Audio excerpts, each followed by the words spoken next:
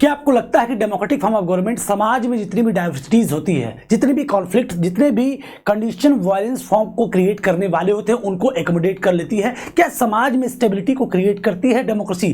तो अगर आपको लगता है हाँ और लगता है अगर ना, तो दोनों प्रश्नों के उत्तर को आप इस पूरे टॉपिक में जानने वाले हैं। और टॉपिक का नाम है accommodation of social diversity. So hello and welcome everyone, I welcome you all to the social science 2.0। मेरा नाम है शिवम दुबे और आज हम लोग पढ़ने वाले हैं एकोमोडेशन ऑफ सोशल डाइवर्सिटीज, यानी कि ये सोशल आउटकम है डेमोक्रेसी का, यानी कि थर्ड पिलर। अब तक हमारी जो जर्नी रही, हमने देखा था कि हमारी जो एक्सपेक्टेशन थी डेमोक्रेसी से कि डेमोक्रेसी प्रोड्यूस करे एक अकाउंटेबल, रिस्पॉन्सिव और लेजिटिमेट गवर्नमेंट, जो कि पॉलिटिकल एस्पेक्ट में था। साथ ही साथ इकोनॉमिक ग्रोथ एंड डेवलपमेंट के एस्पेक्ट में डेमोक्रेसी का आउटकम और एक्सपेक्टेशन दोनों को हमने देखा। अब हम लोग सोशल एस्पेक्ट में देखने वाले हैं कि डेमोक्रेसी किस आउटकम को प्रोड्यूस करती है और हमारी उससे क्या एक्सपेक्टेशन है। यानी कि हम पढ़ रहे हैं कि democracy can address our socio economic and political problem in our society या इन आवर कंट्री। इसमें हमने इकोनॉमिकल और पॉलिटिकल दोनों एस्पेक्ट पढ़ लिया है। अब थर्ड एस्पेक्ट हम लोग पढ़ रहे हैं जिसका नाम है सोशल एस्पेक्ट। तो सोशल एस्पेक्ट में हमारी जो एक्सपेक्टेशन है डेमोक्रेटिक फॉर्म ऑफ गवर्नमेंट से वो क्या है और उसके एवज में डेमोक्रेसी किस आउटकम को प्रोड्यूस करती है। सो hello and welcome everyone, start करते हैं इस टॉपिक को। और टॉपिक का नाम है एकोमोडेशन ऑफ सोशल डाइवर्सिटीज। इसमें सबसे पहले अगर बात किया जाए तो आपको ये पेज पढ़ने हैं, दोनों पेज, और इन दोनों पेज में जो कंटेंट की थीम है वो कुछ इस प्रकार से होगी कि हमारी जो डेमोक्रेसी से कुछ सोशल एस्पेक्ट में भी क्या होगी, एक्सपेक्टेशन होगी। और उस एक्सपेक्टेशन में जो सबसे प्रमुख एक्सपेक्टेशन है वो ये है कि डेमोक्रेसी क्रिएट करेगी harmonious life in our society, यानी हमारी सोसाइटी में हार्मोनियस यानी सामंजस्यपूर्ण व्यवस्था को क्या कर देगी, स्टेब्लिश कर देगी। समाज में स्टेब्लिशमेंट को, समाज में स्थायीपन को, समाज में कॉन्फ्लिक्ट को, इन सब चीज़ों को मेंटेन कर देगी। यानी कि हार्मोनियस सोशल लाइफ को क्रिएट करेगी एक डेमोक्रेटिक फॉर्म ऑफ गवर्नमेंट। और जिसकी वजह से हमने सोचा, क्यों, बिकॉज समाज में डाइवर्सिटीज होती हैं। उस डाइवर्सिटी के होने की वजह से समाज में तमाम प्रकार के सोशल कॉन्फ्लिक्ट होते हैं, डिस्प्यूट होते हैं, और उन सभी डिस्प्यूट को हैंडल करने के लिए हम डेमोक्रेटिक फॉर्म ऑफ गवर्नमेंट से उम्मीद करते हैं कि डेमोक्रेसी एक हार्मोनियस सोशल लाइफ को क्या कर देगी, क्रिएट कर देगी। और इसको हमने जाना कि समाज में एकोमोडेशन होने के पीछे दो प्रमुख शर्तें होती हैं। कोई भी समाज, अगर वहाँ डेमोक्रेसी है तो भी, नहीं है तो भी, अगर डेमोक्रेसी है तो आप ये नहीं कह सकते कि डेमोक्रेसी के होने से आप सभी प्रकार के कॉन्फ्लिक्ट को खत्म कर लेंगे, बल्कि उस डेमोक्रेसी के होने के साथ साथ दो कंडीशन को भी फुलफिल करना चाहिए। और वो दोनों कंडीशन क्या है वो हम इस एस्पेक्ट में जानेंगे और फाइनली देखेंगे एकोमोडेशन क्या है, और फाइनली कंक्लूड करेंगे कि democracy is the better form of government और नॉट। सो स्टार्ट करते हैं टॉपिक को। टॉपिक में लिखा है कि do democracies lead to peaceful and harmonious social life, यानी कि क्या डेमोक्रेसी कुछ इस तरीके से लीड करती है कि समाज में, नागरिकों के बीच में एक हार्मोनियस लाइफ क्रिएट होता है, या डेमोक्रेसी हार्मोनियस लाइफ क्रिएट कर देती है क्या सिटीजन्स के बीच में। And it will be a fair expectation that democracy should produce a harmonious social life. और ये हमारी एक्सपेक्टेशन भी होती है डेमोक्रेसी से कि डेमोक्रेसी प्रोड्यूस करेगी क्या, एक हार्मोनियस सोशल लाइफ, यानी सामंजस्यपूर्ण सामाजिक जीवन को क्रिएट करेगी, प्रोड्यूस करेगी। कौन, एक democratic form of government. I hope आप समझ पा रहे होंगे हम लोग किसकी बात कर रहे हैं, सोसाइटी की बात कर रहे हैं, क्योंकि हमारा देश समाज से बना है और उस समाज में डाइवर्सिटीज होती है और उस डाइवर्सिटी की वजह से कॉन्फ्लिक्ट इवन हमें देखने को मिल जाते हैं। और इन कॉन्फ्लिक्ट को, इन डिस्प्यूट को रिड्यूस करके एक एकोमोडेटिव समाज यानी कि हार्मोनियस सोसाइटी बनाना हमारी एक्सपेक्टेशन है किससे, डेमोक्रेसी से। तो क्या डेमोक्रेसी ऐसा कर पाती है कि नहीं। So we saw in the first chapter of Belgium and Sri Lanka, जो हमने पढ़ा था पावर शेयरिंग का, उसमें हमने देखा था कि Belgium has successfully negotiated differences among ethnic populations. Ethnic composition of Belgium, ethnic composition of Sri Lanka, दोनों में हमने देखा था कि अपने अपने छोटे से देशों में कितनी ज़्यादा डाइवर्सिटीज़ थी और इन डाइवर्सिटीज़ को कैसे इन लोगों ने अपने अपने डाइवर्सिटीज़ को हैंडल किया। जैसे बेल्जियम ने एकोमोडेटिव पॉलिसीज़ को अटेंड करके अपनी सभी डाइवर्सिटीज़ को, जितने भी एथनिक कंपोजिशन थे, सबको हैंडल कर लिया और किसी भी प्रकार के सोशल कॉन्फ्लिक्ट से खुद को और खुद के देश को क्या कर लिया, बचा लिया। यानी कि democracy usually develop a procedure to conduct their competition and this reduce the possibility of the tension becoming the explosive और वायलेंट। और डेमोक्रेसी से हमारी उम्मीद होती है या फिर देखने को मिलता है कि डेमोक्रेसी क्या कर लेती है कि ये पॉसिबिलिटी होती है कि वो रिड्यूस कर देगी किसी भी प्रकार का टेंशन अगर समाज में होने वाला है, किसी प्रकार का एक्सप्लोजिव कंडीशन क्रिएट हो रही है, किसी प्रकार का वायलेंस है, इन सभी चीज़ों को क्या कर देती है, रिड्यूस कर देती है। इन सभी चीज़ों के होने की संभावना क्या कर देती है, रिड्यूस कर देती है। बट ये रिड्यूस आपकी तभी कर पाएगी जब दो कंडीशन को फुलफिल करती है, और वो दोनों कंडीशन क्या होती है हम उसको देखते हैं। अब तक हमने क्या पढ़ा, कंसोलिडेट करते हैं। हमने क्या पढ़ा, हमने पढ़ा कि डेमोक्रेसी से हमारी एक्सपेक्टेशन है कि डेमोक्रेसी एक हार्मोनियस सोशल लाइफ को क्रिएट करेगी। ये आपने पढ़ लिया, और ये चीज़ हमने बेल्जियम में देखा भी था कि इतनी डाइवर्सिटीज़ के बाद भी कुछ ऐसी प्रैक्टिस हुई वहाँ पे जिससे कि वहाँ का जो सामाजिक जीवन है हार्मोनियस हुआ। So no society can fully and permanently resolve conflict among the different groups. हम जानते हैं समाज, देश अलग अलग समाजों से बना है, और उस हर समाज में विभिन्न प्रकार के डिफरेंट ग्रुप्स होते हैं, और उन ग्रुप्स में क्या होता है, तमाम प्रकार के कॉन्फ्लिक्ट और डिस्प्यूट देखने को मिलते हैं, जिसकी वजह से कहा रहा है कि दुनिया का कोई भी सोसाइटी, कोई भी समाज, no society can fully and permanently resolve conflict among the different group. कोई भी समाज दुनिया का पूरी तरीके से अपने यहाँ की डाइवर्सिटीज को, अपने यहाँ कन्फ्लिक्ट को रिजॉल्व नहीं कर सकता। हर समाज में विवाद है, तो जरूरत क्या है, but we can certainly learn to respect the differences and we can also evolve mechanism to negotiate the differences. तो इसलिए हम जानते हैं कि हर समाज में डिफरेंसेस होते हैं, डिस्प्यूट क्रिएट होते हैं, विवाद होते हैं, तो आखिर हम कैसे रहें, या तो समाज को छोड़ दें या उस विवाद को खत्म कर दें। तो विवाद तो खत्म कर नहीं सकते पूरी तरीके से, इसलिए आपको अपने डिफरेंसेस, जो समाज में चूंकि डिफरेंस तो रहेंगे ही रहेंगे, आप डिफरेंसेस को क्रिएट होने से रोक ही नहीं सकते, तो आपको सीखना पड़ेगा उन डिफरेंसेस को रिस्पेक्ट करना, उन डिफरेंसेस को सम्मान देना, उन सभी डिफरेंसेस को एकोमोडेट करना, ये आपको सीखना पड़ेगा। यानी कि बोल रहा है कि but we can certainly learn to respect the differences. इन सभी डिफरेंसेस को हमें रिस्पेक्ट करना क्या होना, सीखना पड़ेगा, और एक ऐसे मैकेनिज्म को इवॉल्व करना पड़ेगा कि जो क्या करे, नेगोशिएट करे दिस डिफरेंसेस को। यानी कि हमें अपने डिफरेंसेस को, हर समाज में जो डिफरेंसेस होते हैं उसको तो आप खत्म नहीं कर सकते, बल्कि आपको करना पड़ेगा उन डिफरेंसेस को रेस्पेक्ट करना सीखना पड़ेगा, और साथ ही साथ एक ऐसे मैकेनिज्म को इवॉल्व करना पड़ेगा जो नेगोशिएट करे इसको, किसके बीच में, इन सभी डिफरेंसेस के बीच में। So democracy is the best suited to produce this outcome, और इस आउटकम को सूट करने वाला सबसे बेहतर चीज कोई है तो वो है डेमोक्रेसी। यानी डेमोक्रेसी इस मैकेनिज्म को, इस चीज को बहुत ही अच्छे सूट करती है। यानी समाज में डिफरेंसेस को, जो डिविजन्स है, जो कॉन्फ्लिक्ट है, जो डिस्प्यूट है, उससे नेगोशिएट करने के लिए सबसे अच्छा मैकेनिज्म कोई है तो वो है डेमोक्रेसी। वो कौन है, democracy. So non democratic regimes often turn a blind eyes और सप्रेस इंटरनल सोशल डिफरेंसेस, क्योंकि हम जानते हैं डेमोक्रेसी इस आउटकम को प्रोड्यूस करने के लिए सबसे बेहतर चीज है, क्योंकि हम जानते हैं कि जो नॉन डेमोक्रेटिक रेजिम्स होते हैं वो टर्न ऑन हिज आइज, अपने आइज को, ब्लाइंड आइज मतलब एक समझ लीजिए आंखें बंद कर लेते हैं किसके प्रति, जो समाज में डिफरेंसेस होती है वो, तो उसको हल करने के लिए सबसे बेहतर मैकेनिज्म क्या है, डेमोक्रेसी। जबकि नॉन डेमोक्रेटिक सिस्टम में क्या होता है कि ऐसे सभी डिफरेंसेस को नज़रअंदाज कर दिया जाता है या फिर उसको सप्रेस कर दिया जाता है। जितने भी इंटरनल सोशल डिफरेंसेस होते हैं उसको नॉन डेमोक्रेटिक रेजिम में सप्रेस कर दिया जाता है या फिर इग्नोर कर दिया जाता है, उसकी कोई वैल्यूज नहीं होती है।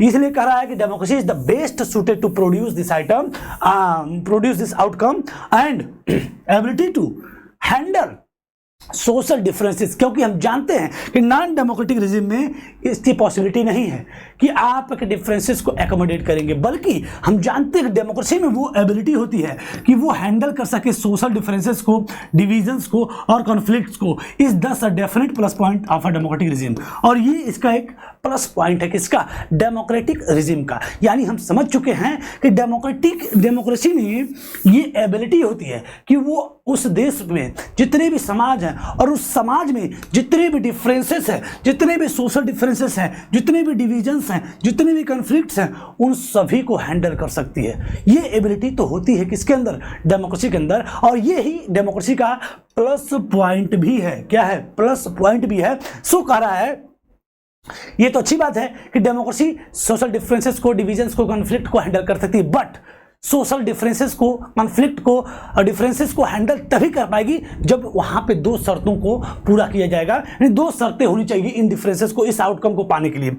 The example of Sri Lanka remind us that a democracy must fulfil two condition in order to achieve this outcome. Democracy को दो शर्तों को पूरा करना पड़ेगा। Democracy must fulfil two conditions, दो कंडीशन को फुलफिल करना चाहिए किस आउटकम को पाने के लिए। और वो दो कंडीशन क्या है? तो वो दो कंडीशन है, पहली कंडीशन ये है कि it is necessary to understand that democracy is not simply ruled by the majority opinion and the majority always need to work with the minorities, so the government functions to represent the government view. Majority and minority opinions are not permanent. ये बातें पहली शर्त उस देश में जो democratic form of government है वहां पे पहली चीज तो ये होनी चाहिए, तब जाके आप जो एक्सपेक्टेड आउटकम है, हार्मोनियस लाइफ, डिफरेंसेस को हैंडल करना, कॉन्फ्लिक्ट को हैंडल करने वाली जो बातें आप सोच रहे हैं वो तभी पूरी हो पाएंगी जब पहली कंडीशन ये और दूसरी कंडीशन ये फुलफिल होगी। तो पहली कंडीशन क्या है कि ये आपके लिए जरूरी कर देता है, डेमोक्रेसी के लिए जरूरी कर देता है कि democracy is not simply rule by the majority opinion. Democracy में हम जानते हैं पॉलिटिकल पार्टीज होते हैं, पॉलिटिकल पार्टी हर एक आइडियोलॉजी को रिप्रेजेंट करती हैं और वो जो पूर्ण बहुमत पाती है, मेजोरिटी मतलब जो भाई किसी को सरकार बनानी तो क्या मेजोरिटी उसको मिलती तभी तो सरकार बनाती है। लेकिन मेजोरिटी का मतलब मेजोरिटी आपका is not simply ruled by the majority opinion. Majority के माध्यम से ही सरकार बनती है, लेकिन मेजोरिटी ओपिनियन आपका क्या बोल सकते हैं, इसका मतलब ये नहीं होता कि मेजोरिटी का शासन हो रहा है, इसका मतलब ये नहीं मेजोरिटी ओपिनियन का शासन हो रहा है, नहीं। जैसे आपने श्रीलंका में देखा था, तो श्रीलंका में जो है मेजोरिटी कितनी 74% से ज़्यादा कम्युनिटी थे, तो 74% चूंकि मेजोरिटी में है तो सरकार इनकी बन गई। लेकिन सरकार मेजोरिटी की जब बन जाए तो ये अच्छी बात है, मेजोरिटी के माध्यम से सरकार बनती है, बट अब जो शासन चलेगा वो मेजोरिटी ओपिनियन से नहीं चलना चाहिए। अब वो शासन मेजोरिटी विथ माइनॉरिटी दोनों को साथ में लेके चलना चाहिए। ये नहीं कि अगर मेजोरिटी का शासन है तो आपको जो है मेजोरिटी कम्युनिटी की बातों को ही सुनना चाहिए, ऐसा नहीं कुछ। मेजोरिटी ओपिनियन का शासन नहीं होना चाहिए, मेजोरिटी का शासन होना चाहिए, क्योंकि मेजोरिटी पाएगा तभी तो जीतेगा, तभी तो शासन करेगा। लेकिन जीतने के बाद आपको मेजोरिटी और माइनॉरिटी को साथ में लेके काम करना पड़ेगा। आप मेजोरिटी ओपिनियन को लेके शासन नहीं करेंगे कि आप मेजोरिटी ओपिनियन को पा गए, जीत गए, अब आप उस ओपिनियन को इम्पोज करेंगे। It's not like that. तो इट इज नॉट नेसेसरी, ये नेसेसरी कह रहा है कि समझना आपको लिए आवश्यक हो जाता है कि democracy is not simply ruled by the majority opinion, the majority always need to work with the minority. Majority को हमेशा माइनॉरिटी के साथ मिलकर काम करना चाहिए। एंड सो गवर्नमेंट जो फंक्शंस होते हैं और रिप्रेजेंट करते हैं, और गवर्नमेंट के जो फंक्शंस होते हैं to represent the general view, और गवर्नमेंट जब बनेगी तो एक जनरल व्यू, एक सामान्य व्यू के साथ काम करेगी, ये नहीं कि मेजोरिटी ओपिनियन के साथ काम करेगी। अगर सिन्हाला मेजोरिटी में हो गए, हिंदू मान लीजिए हिंदुस्तान में ज्यादा हैं तो हिंदू आइडियोलॉजी इंपोज कर दी जाए सबके ऊपर, नहीं। सरकारें बन जाए, सरकार इसके बाद बनने के बाद जनरल व्यू के साथ काम करे, ना कि एक मेजोरिटी जो कम्युनिटी है उसके व्यू के हिसाब से काम करे। It's not like that. So majority and minority opinion are not permanent. Majority और माइनॉरिटी ओपिनियन को बोला कि कभी परमानेंट नहीं होना चाहिए। अगर कोई मेजोरिटी में है तो कल वो माइनॉरिटी में बने, और कोई माइनॉरिटी है तो वो मेजोरिटी में भी बने। सो ये तो हो गया हमारा फर्स्ट पॉइंट। सेकेंड पॉइंट में क्या बोला जा रहा है कि it is also necessary that ruled by majority does not become ruled by majority communities in term of religions, race और लिंग्विस्टिक ग्रुप्स। अब देखिए हम फिर वही बात कि मेजोरिटी का शासन तो होगा, क्योंकि मेजोरिटी पाकर ही तो कोई सरकार बनाएगा। बट जब वो व्यक्ति, मेजोरिटी का मतलब यहाँ पे मतलब ये नहीं है, इट इज नेसेसरी दैट कि ruled by majority does not become the rule by majority community. Majority का रूल का मतलब मेजोरिटी कम्युनिटी का रूल नहीं है। अब कम्युनिटी का मतलब चाहे वो कम्युनिटी आपको टर्म ऑफ रिलीजन हो, चाहे रेस हो, चाहे लिंग्विस्टिक हो, इन सभी के आधार पे, जैसे मान लीजिए कोई मान लीजिए कि कोई भी मतलब हिंदुस्तान की ले लीजिए, आप इंडिया की बात कर लीजिए। इंडिया में अगर मेजोरिटी कम्युनिटी कौन सी है, हिंदू कम्युनिटी ज़्यादा है, और वो हिंदू कम्युनिटी का कोई व्यक्ति अगर कोई शीर्ष नेतृत्व पे है, तो अब ये नहीं कि हिंदू कम्युनिटी रूल कर रही है। It's not like that. Majority को माइनॉरिटी के साथ में नहीं काम करना पड़ेगा, और मेजोरिटी का शासन है, इसका मतलब मेजोरिटी कम्युनिटी का शासन नहीं है, मेजोरिटी का शासन है। मेजोरिटी पाएगा तभी सरकार बनाएगा, बट मेजोरिटी का पाना मतलब मेजोरिटी जिस भी कम्युनिटी से है, इसका मतलब ये नहीं कि उस कम्युनिटी का शासन हो गया, नहीं, ऐसा कुछ नहीं है। तो वही बात है, बोल रहा है कि majority does not become the rule of majority community, चाहे वो कम्युनिटी रिलीजन के आधार पर हो, रेस के आधार पर हो, चाहे लिंग्विस्टिक ग्रुप के आधार पर। इस आधार पर आपको नहीं सोचना है। मेजोरिटी के माध्यम से शासन की व्यवस्था चलेगी, बट मेजोरिटी का मतलब ये नहीं मेजोरिटी कम्युनिटी शासन चलाएगी। So ruled by majority means that case of every decision or in case of every elections different person or groups may and can form a majority। अब मेजोरिटी का मतलब ये नहीं कि जो एक बार मेजोरिटी में आ गया वो हमेशा मेजोरिटी मिलेगा। मेजोरिटी में होने का हर व्यक्ति को अधिकार है। जैसे मान लीजिए अगर कोई व्यक्ति मान लीजिए किसी कम्युनिटी ए का है, कोई कम्युनिटी ए का है, एक व्यक्ति कम्युनिटी बी का है, ये मान लीजिए कोई किसी धर्म का है, ये किसी और धर्म का है।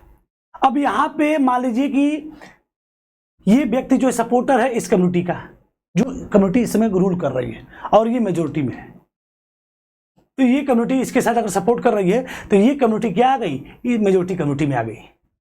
लेकिन अगले कुछ समय के बाद अगर ये कम्युनिटी जो माइनॉरिटी में दिख रही थी आपको, वो भी अगर इस पार्टी के साथ या किसी और पॉलिटिकल पार्टी के साथ आ गई जो उस वक्त मेजोरिटी में है, तो ये कम्युनिटी भी अगली बार क्या बन जाए, मेजोरिटी कम्युनिटी। यानी majority community is not permanent, कोई बन सकता है, वो कोई धर्म के आधार पे, जात के आधार पे, लिंग के आधार पे नहीं होना चाहिए। मेजोरिटी कम्युनिटी में आने का सबको अधिकार हो, चाहे कोई भी हो, कोई किसी धर्म का हो, किसी जात का हो, किसी भाषा का हो। तो ये बातें दोनों पॉइंट में कर दी। अगर ये दोनों बातें फॉलो की जाती हैं then we call it as कि डेमोक्रेसी वो सभी आउटकम को क्या करेगी, प्रोड्यूस करेगी जो हमने एक्सपेक्ट किया है।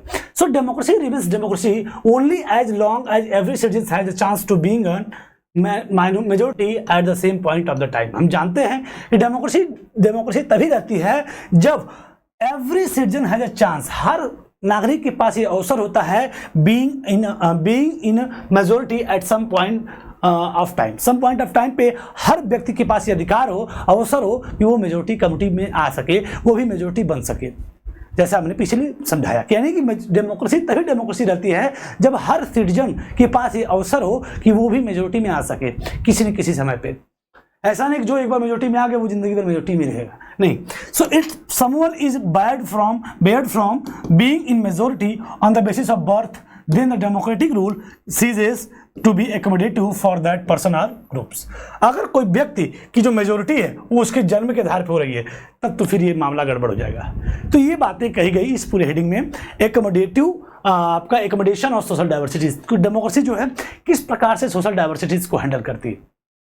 तो चूंकि हम जान गए कि सोशल एस्पेक्ट में हम लोग पढ़ रहे हैं और सोशल एस्पेक्ट में डेमोक्रेसी जो है एक अच्छे आउटकम को प्रोड्यूस करती है। क्या करती है, अच्छे आउटकम को प्रोड्यूस करती है, क्योंकि कहा जाता है democracy is best suited for this types of outcome. यानी कि डेमोक्रेसी इन सभी आउटकम को, सोशल आउटकम और पॉलिटिकल आउटकम को शानदार तरीके से देती है। इकोनॉमिक में थोड़ा था उसका वो अपेक्षाकृत जो रिजल्ट है वो नहीं मिल पाता है, लेकिन सोशल एस्पेक्ट में डेमोक्रेसी किसी प्रकार के सोशल डिफरेंसेस को, डिविजन्स को, कॉन्फ्लिक्ट को हैंडल करने का बेस्ट एबिलिटी रखती है डेमोक्रेसी।